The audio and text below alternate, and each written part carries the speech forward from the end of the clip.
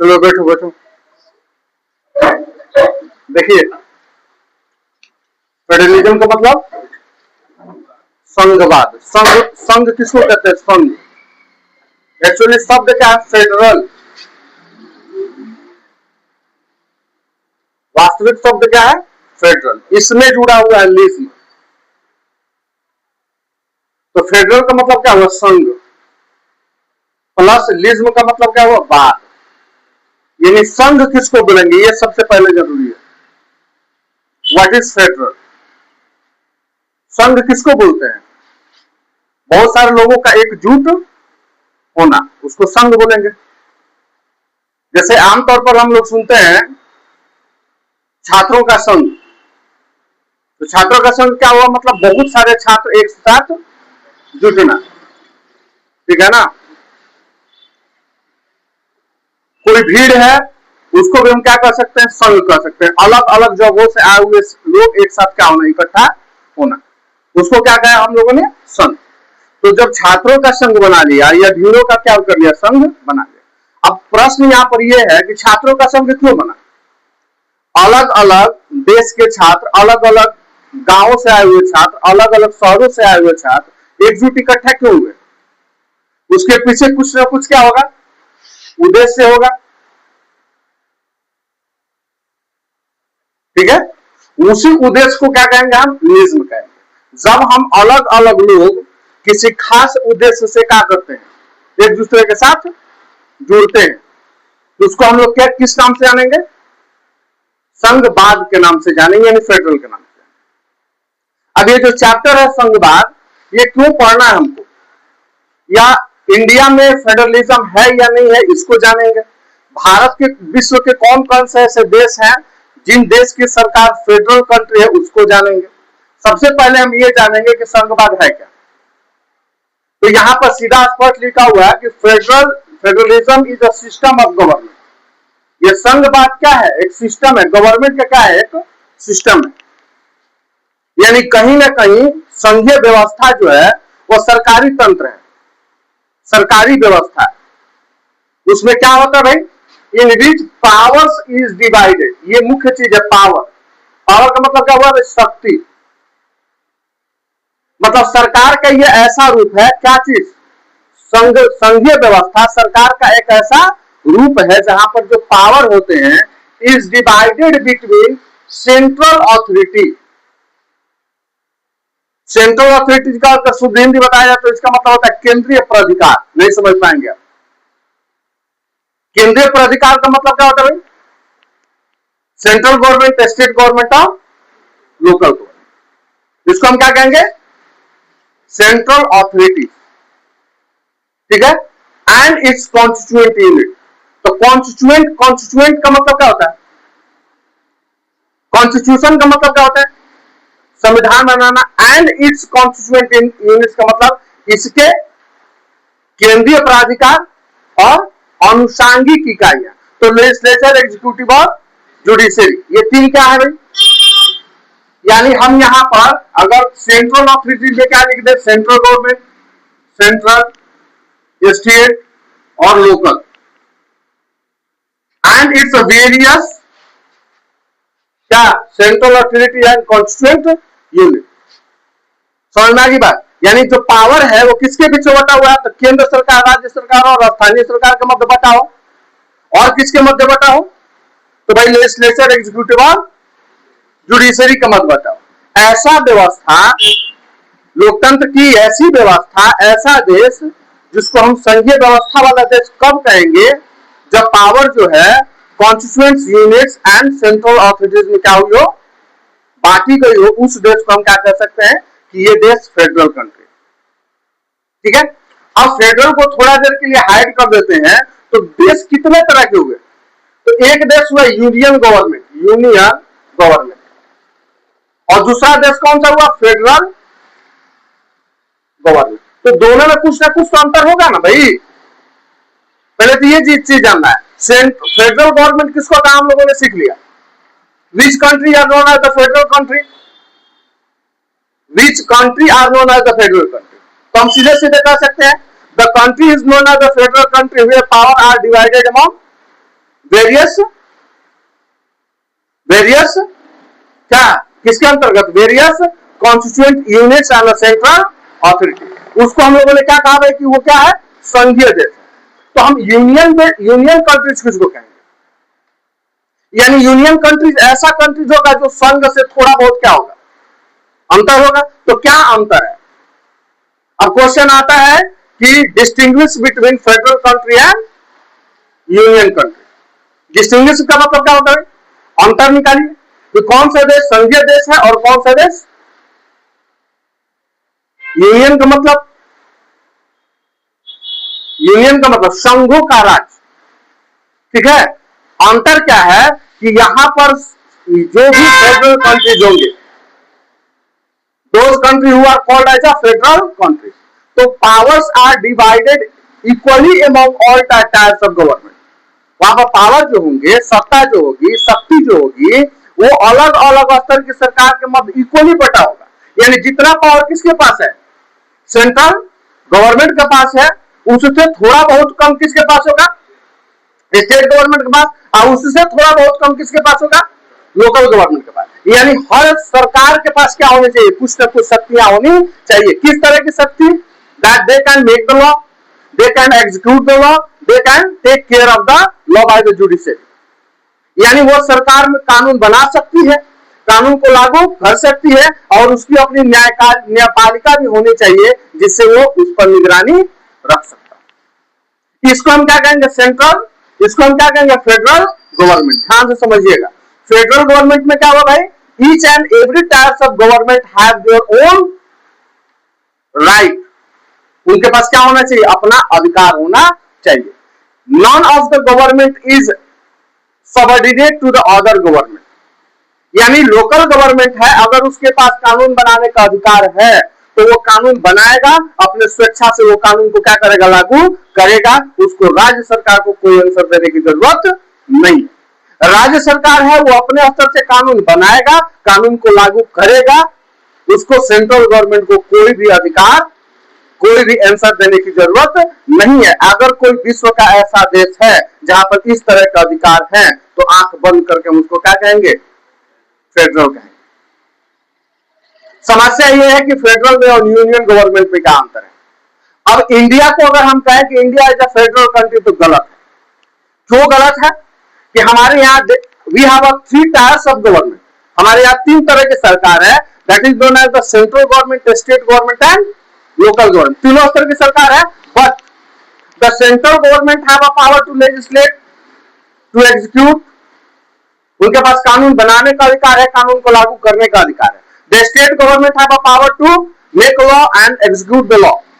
But in India, the third type of government, that is known as panchayati government or a municipal government, they don't have a right to make a law and execute the law. So we can say that India is not a federal country. It always follow the principle of federalism.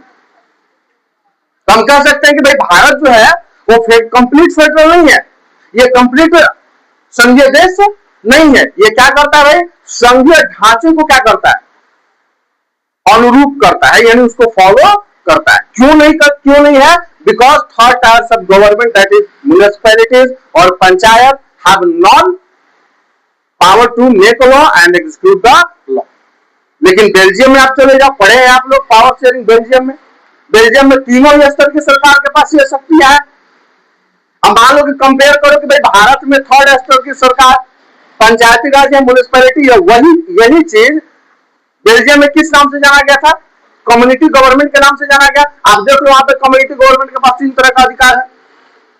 They can make and execute the law based on the language, culture and, तीसरा कौन, language पर अधिकार, कानून बना सकते हैं, culture पर and education पर वो कानून बना सकते। तो उनके पास कितने तरह का अधिकार हो गए, एजुकेशन, लैंग्वेज एंड कल्चर। लेकिन आप अपना भारत में देखो, क्या कोई मुखिया को, क्या कोई सरपंच, क्या कोई बीडीसी, क्या कोई डीडीसी इस तरह का कोई कानून बना सकता है, कानून को लागू कर सकता है, नहीं कर सकता है। तो हम फेडरल ढांचे को क्या करते हैं, संघीय व्यवस्था का अनुरूपण करते हैं, उसको फॉलो करते हैं, हम कंप्लीट फेडरल नहीं। दो चीज और भी समझ गए आप लोग। सेंट्रल अथॉरिटीज किसको कहेंगे? सेंट्रल अथॉरिटीज हिंदी क्या हुआ भाई? केंद्रीय प्राधिकार। एंड इट्स कॉन्स्टिट्यूएंट यूनिट का मतलब क्या हुआ? अनुसांगिक इकाइयां। तो अनुसांगिक इकाइयों के अंतर्गत क्या आ जाएगा? लेजिस्लेचर, एग्जीक्यूटिव और जुडिशियरी। और सेंट्रल अथॉरिटीज के अंतर्गत क्या आ जाएगा? केंद्र सरकार, राज्य सरकार और स्थानीय सरकार। पहला लाइन क्लियर हुआ? What is federalism? सिंपल सा बोल सकते हैं, federalism is a system of government in which the power is divided among between a constituent central authorities and its various constituent units. पहला क्लियर है? दूसरे लाइन पर चलते हैं। There are two or more levels of government in a federal country. Two or more, ये पहचान है। If a country is to be a federal, if a country is said to be a federal country, If a country is said to be a federal country, अगर कोई देश federal कह रहा है या कहने के योग्य है तो वहां पर क्या होना चाहिए? स्पष्ट लिखा हुआ है, there are two or more levels of government. Two मतलब सेंट्रल गवर्नमेंट और स्टेट गवर्नमेंट भी होगा तो चल जाएगा, वो फेडरल होगा। लेकिन अगर तीसरे स्तर की सरकार होगी और मोर, अगर तीसरे स्तर की सरकार हो गई तो पावर जो है वो तीनों स्तर के सरकार के मध्य क्या होना चाहिए? बोलिए, बटा होना चाहिए। तीन लेवल की सरकार है और पावर कितने लेवल में बटा हुआ है? दो लेवल में बटा हुआ है। उसको हम फेडरल नहीं कहेंगे, उसको क्या कहेंगे? Follow the principle of federalism like India. लेकिन अगर देश है और सरकार कितने स्तर की है? तीन स्तर की, और तीनों के बीच इक्वली पावर को क्या किया गया है? बांटा गया है, कमतर या थोड़ा ज्यादातर, तो हम कहेंगे कि वो देश क्या है? फेडरल। ये पहचान है। This is the identity of to be a federal country. क्या पहचान है? There are two or more levels of government in a federal country. होना ही चाहिए, ये मस्ट है। दो या दो से अधिक स्तर की सरकार होनी चाहिए। And none of the government should be subordinate to other government. ये सबऑर्डिनेट का मतलब क्या हुआ? सबऑर्डिनेट, सबऑर्डिनेट का दूसरा वर्ड अगर लिखेंगे तो आसानी से समझ जाएंगे, एंसरेबल। एंसरेबल, एंसरेबल मतलब जवाबदेह। यानी किसी भी स्तर की सरकार को दूसरे स्तर की सरकार को जवाब देने की जरूरत नहीं है। उसको हम किस नाम से जानेंगे? उसको हम किस नाम से जानेंगे? उस देश को किस नाम से जानेंगे? Federal country. क्लियर हुआ? तीसरा है, an ideal federal system has a both aspect. एक आदर्श, आइडियल का मतलब क्या हुआ? आदर्श। एक आदर्श संघीय व्यवस्था दो तरीके का होता है। एक आदर्श संघीय व्यवस्था कितने तरह का होगा? दो तरह का। पहला क्या क्या है? Mutual trust. म्यूचुअल ट्रस्ट मतलब क्या होता है भाई? ट्रस्ट का मतलब क्या होता है? नैतिक विश्वास होना चाहिए।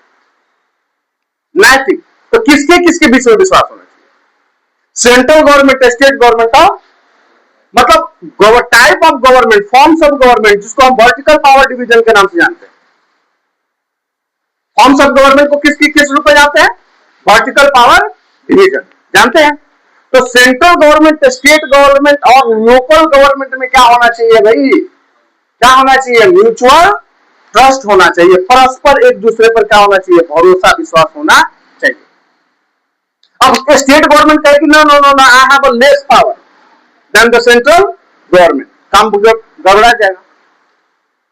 यानी सेंट्रल गवर्नमेंट के पास जितना पावर है उससे खुश है कौन? Central government. स्टेट गवर्नमेंट के पास जितना पावर है उससे खुश है कौन?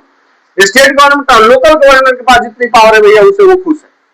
यानी एक दूसरे से कोई कॉन्ट्राडिक्शन नहीं है, एक दूसरे से कोई फ्रिक्शन नहीं है। यानी परस्पर भरोसा और विश्वास होना चाहिए। किसके बीच में? किसके बीच में? Forms of government, that is known as the vertical power division. उनके मध्य क्या होना चाहिए? म्यूचुअल ट्रस्ट होना चाहिए and agreement to live together, और एक दूसरे के साथ रहने की संधि होनी चाहिए। अरे सीमा तो इंडिया का ही ना है, टेरिटरीज किसी है? भारत का। हम क्या करेंगे? The territories of India. और उस टेरिटरीज में दो तरह की विभाजन है, दो तरह का सरकार है, तीन तरह की सरकार है। तो सीमा के अंदर एक दूसरे पर भरोसा करो और एक दूसरे के साथ लिविंग टुगेदर, एक दूसरे के साथ हम सौहार्दपूर्ण, बिना किसी मतभेद के, बिना किसी टसल के, बिना किसी कॉन्फ्लिक्ट के हम आसानी से एक दूसरे के साथ क्या कर सकते हैं, शासन व्यवस्था को चला सकते हैं। ये दूसरा पहचान हुआ किस चीज का, to be a federal country. क्या होना चाहिए, there should be no mutual trust and agreement to live together. पहला पहचान क्या है, there are two or more tyres of government, ये पहला पहचान है। दूसरा पहचान क्या है भाई, there should be mutual trust and living agreement to living together, एक दूसरे के साथ रहने की का एग्रीमेंट होना चाहिए, एक दूसरे पर भरोसा और विश्वास होना चाहिए। ठीक है, तीसरे लाइन पर चलते हैं, there are two type of federalism, दो तरह की संघीय व्यवस्था होती है। ये इंपॉर्टेंट क्वेश्चन है 2027 के लिए, और कैमरा बोल रहा हूं, 2027 के लिए इंपॉर्टेंट है। There are two type of federalism, कह रहा है कि जो संघीय व्यवस्थाएं बनती हैं, यानी अलग अलग गांवों से स्टूडेंट्स आकर के एक क्या कर लिए, संघ बना लिए, अलग अलग जगहों से आकर के लोगों ने क्या कर लिया, एक संघ बना लिया, एक ऑर्गेनाइजेशन बना लिया। क्यों बनाएंगे वो, तो दो कंडीशन होगा बाबू। एक कंडीशन ये होगा कि अलग अलग जगहों से लोग आकर के रमना मैदान में बैठ जाए, ठीक है, अलग अलग जगहों से लोग आकर के कहां बैठ जाए, वो पार्टिकुलर प्लेस पर आकर के बैठ जाए, और वहां पर क्या करें, विधि व्यवस्था बनाए कि हम अपने संस्था को, हम अपने संगठन को कैसे चलाएंगे। ये पहला तरीका है। और दूसरा ये तरीका है कि हम अलग अलग लोगों को अपने साथ जोड़ करके चले। तो कितने तरीके से बनी, दो तरीके से। एक पहला क्या हुआ, coming together. Coming together, coming together मतलब साथ आकर संघ बनाना। थोड़ा सा समझेंगे, यहां पर टिपिकल है। फेडरलिज्म कितने तरीके से बनाया जा सकता है, दो तरीके से। VBI है, मैं बार बार बोल रहा हूं, ठीक है ना। कौन कौन सा तरीका है, एक तरीका क्या है, कमिंग टुगेदर फेडरलिज्म, साथ आकर संघ बनाना। कमिंग टुगेदर फेडरलिज्म का मतलब साथ आकर संघ बनाना। चलो भाई हम लोग एग्जांपल ले लेते हैं। मान लो कि अमेरिका है,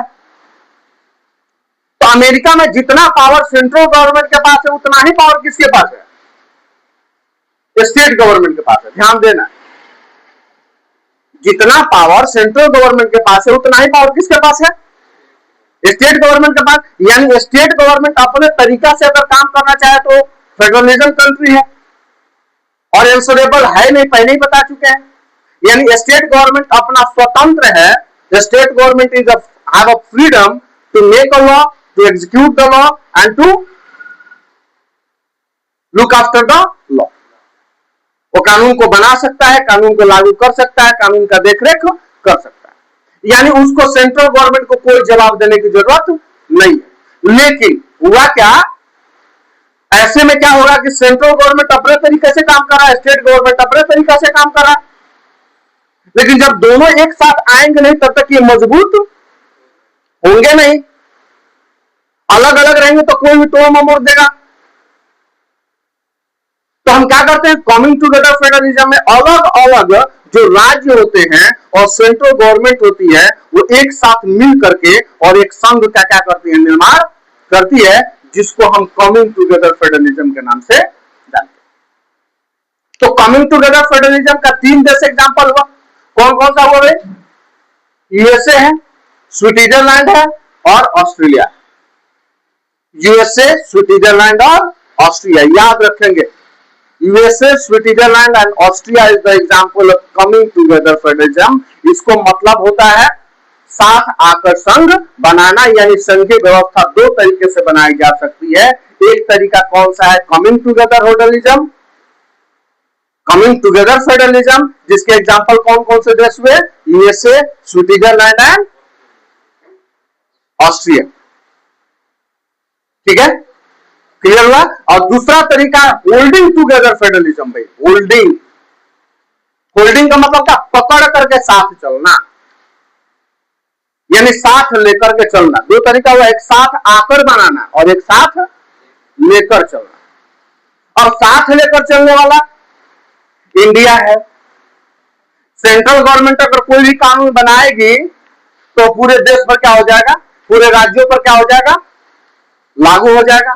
if central government make any law, that law should be executed all entire the countries, entire the all state and union territories. बात समझ रहे हैं? यानी वो होल्ड करके चल रहा है, यानी ले करके चल रहा है, यानी वो राज्यों को छोड़ नहीं रहा है, वो राज्यों को अपने साथ सुख दुख में क्या है, शामिल है। भूकंप आ जाए, नेचुरल डिजास्टर आ जाए, ड्रॉट आ जाए, फ्लड आ जाए, तो तुरंत हमें सेंट्रल गवर्नमेंट से क्या आने लगती है, मदद आने लगती है। यानी वो छोड़ा नहीं है, वो हमको क्या कर रहा है, अपने साथ साथ खुद तो विकास कर ही रहा है, अपने साथ साथ राज्यों को भी वो अकेला नहीं छोड़ा है, वो राज्यों को भी विपत्ति आने पर, संकट आने पर क्या करता है, मदद करता है। यानी होल्ड करके चल रहा है, यानी पकड़ करके चल रहा है। और इसके आधार पर उसने क्या किया, एक संघ का निर्माण किया है। इसके भी 3 देश एग्जाम्पल, कौन कौन से भाई, इंडिया है, बेल्जियम है और इंडिया बेल्जियम लिखा हुआ है, India, Spain and Belgium. Clear हुआ? Spain, India, Spain and Belgium are the example of holding together federalism. ध्यान से समझेंगे, holding together federalism के कितने example, 3, Spain, India and Belgium. coming together federalism के कितने example, 3 example, USA, Switzerland and Australia. ठीक है? क्या होता है होल्डिंग टुगेदर में, क्या होता है होल्डिंग टुगेदर में, क्या होता है, सेंट्रल गवर्नमेंट स्टेट गवर्नमेंट को अपने साथ लेकर के चलती है, इसको हम होल्डिंग टुगेदर फेडरलिज्म कहेंगे, साथ लेकर चलना। कमिंग टुगेदर फेडरलिज्म किसको कहेंगे, कमिंग टुगेदर, कमिंग मतलब आना, यानी साथ आकर संघ बनाना।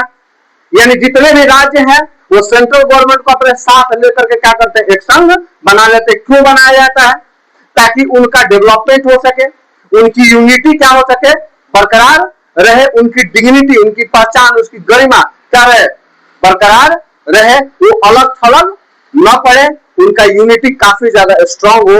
इसलिए हम या तो कमिंग टुगेदर फेडरलिज्म का निर्माण करते हैं या फिर होल्डिंग टुगेदर फेडरलिज्म का निर्माण करते हैं। होल्डिंग टुगेदर और कमिंग टुगेदर फेडरलिज्म क्लियर है? किसी को कोई दिक्कत है? 2027 के इंपॉर्टेंट क्वेश्चन है ये। ठीक है? म्यूचुअल क्या क्या आइडेंटिटीज होनी चाहिए, what should be the identity to become a federal country, बताइए। एक संघीय देश होने के क्या आइडेंटिटीज होने चाहिए? तो पहला आइडेंटिटी क्या होना चाहिए, देयर शुड बी 2 और मोर टायर्स ऑफ गवर्नमेंट, 2 या 2 से अधिक स्तर की क्या होनी चाहिए, भाई सरकार होनी चाहिए। दूसरा क्या कर रहा है, there should be mutual trust and agreement to live together. ठीक है? संघीय व्यवस्था कितने तरीके से बनाई गई, 2 तरीके से। कौन कौन सा तरीका है?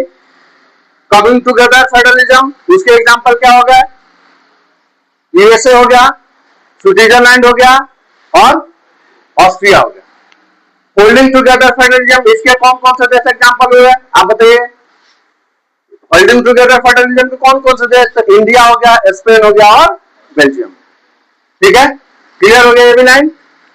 अब कह रहा है कि the constitution provide 3 tiers of government, सारे लोग जानते हैं जो संविधान है वो 3 तरह की सरकार उपलब्ध कराता है। यूनियन गवर्नमेंट, जिसको हम क्या कहेंगे, central government. Union government is also known as central government. क्यों कहा गया union government, why India is known as also known as a union government, बता चुके हैं। क्योंकि भैया यहाँ पर 28 राज्य हैं, 29 राज्य हैं। ठीक है? और 9 को क्या है, यूनियन टेरिटरीज है। तो इन सबको लेकर के क्या करता है, एक साथ चलता है और तब जाकर के फेडरलिज्म प्रिंसिपल का क्या करता है, निर्माण करता है। इसलिए हम इंडिया को फेडरल ना करके क्या कहेंगे, यूनियन गवर्नमेंट कहेंगे। और उसी यूनियन गवर्नमेंट को हम किस नाम से जानते हैं, तो सेंट्रल गवर्नमेंट के भी नाम से जानते हैं। क्लियर हुआ?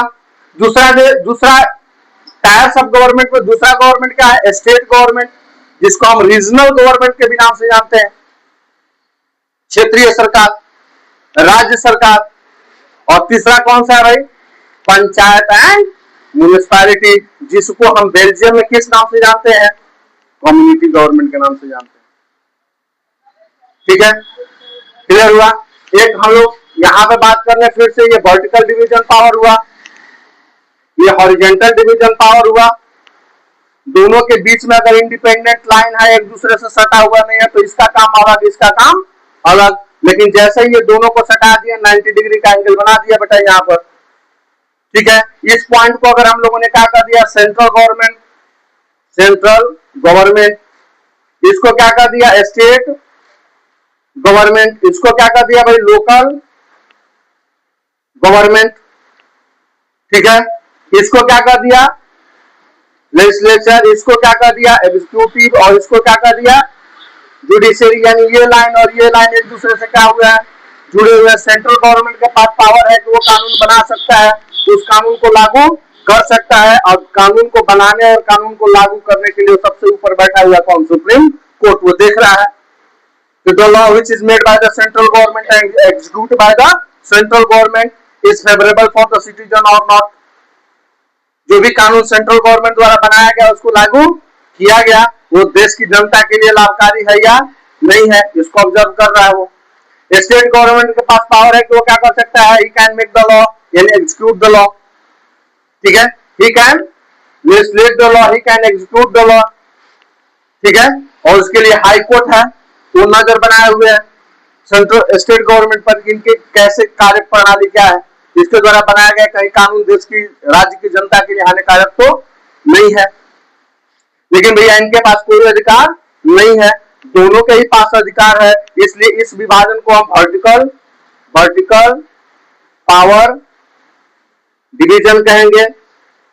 इसको हम क्या कहेंगे? फॉर्म्स ऑफ गवर्नमेंट कहेंगे। इसको क्या कहेंगे? हॉरिजॉन्टल करेंगे, हॉरिजॉन्टल पावर डिवीजन। ठीक है, और इसको हम क्या कहते हैं? Organs of government. Organs of government, ये याद रखना। What is known as organs of government? Organs of government मतलब क्या है? सरकार के अंग है ये, लेजिस्लेचर, एग्जीक्यूटिव और जुडिशरी। ठीक है, जिसको हम क्या कहते हैं? सरकार के अंग। कभी कभी ये भी एक नंबर में क्वेश्चन पूछ देता है, what is organs of government. ये भी पूछ देगा what is vertical power division और what is forms of government. Clear हो गया? कोई दिक्कत नहीं है? चलिए, थैंक यू सो मच।